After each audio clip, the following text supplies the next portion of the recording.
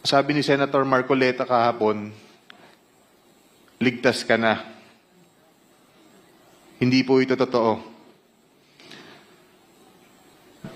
Si Senator Jinggoy Ejercito Estrada, Senator Joel Villanueva, Yusek Robert Bernardo, at D. Alcantara.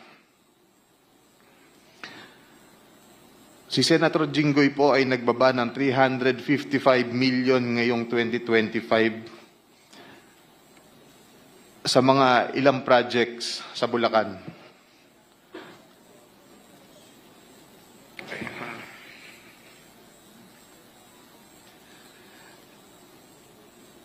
At ang sabi po ng boss ko dito ay 30% ang commitment dito. Ang mga projects po na to ay